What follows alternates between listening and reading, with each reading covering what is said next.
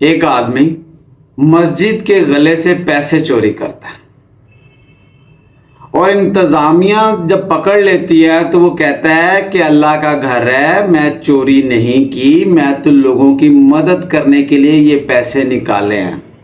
انتظامیہ کہتی واو، کتنا نیک آدمی ہے، کتنے اچھے ارادے ہیں اس کے، کہ اللہ کے گھر سے پیسے اس لیے صرف اس نے نکالے ہیں کہ اللہ کی راہ پر خرچنا چاہتا ہے، لوگوں کی مدد کرنا چاہتا ہے، لوگوں کے لیے آسانیاں پیدا کرنا چاہتا ہے۔ کتنا ہمدرد انسان ہے، یہ سارا پیسہ اللہ کے گھر سے نکال کر لوگوں کی مدد کرنا چاہ رہا ہے۔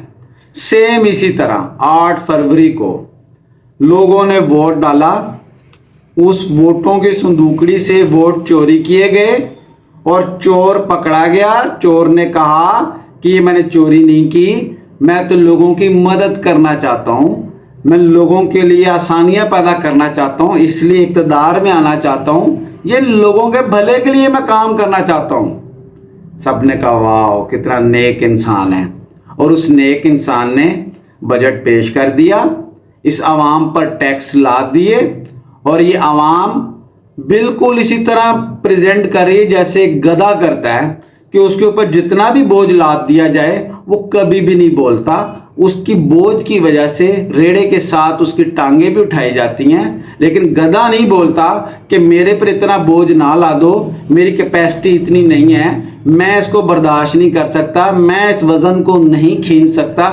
گدھا کبھی بھی نہیں بولتا، گدھا بس اس ریڑے کے ساتھ ٹانگیں اوپر اٹھ جاتی ہیں، لٹکا رہتا ہے اور اس کے انتظار میں ہوتا ہے کہ کب اس کی ٹانگیں دوبارہ زمین پر لگیں اور وہ پھر سے بوجھ کو گھسیٹنا شروع کر دے۔ ان حکمرانوں کو کوئی تو بتا دے کہ بھائی یہ قوم ہے، یہ گدھے نہیں ہیں کہ ان کے اوپر اتنا بوجھ لاد دو۔ یہ ٹیکس کہاں سے دیں گے؟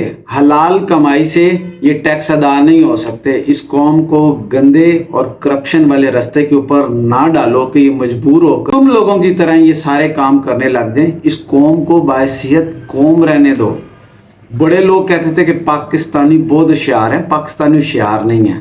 پاکستانی تو بالکل معصوم اور سادے لوگ ہیں جن کو یہ نہیں پتہ چلتا کہ کون چوری اپنی ذات کے لیے کر رہا ہے یا ان کے بھلے کے لیے کر رہا ہے۔ چوری چوری ہوتی ہے، چاہے ذات کے لیے ہو یا بھلے کے لیے ہو۔ سیدھے رستے سے یہ کیوں نہیں آتے لوگ، یہ کیوں نہیں سمجھتے لوگ، یہ کیوں نہیں بولتے لوگ کہ جن کے ساتھ اتنا ظلم ہو رہا ہے، یہ کیوں خاموش ہیں، یہ کس سے ڈر کر خاموش ہیں؟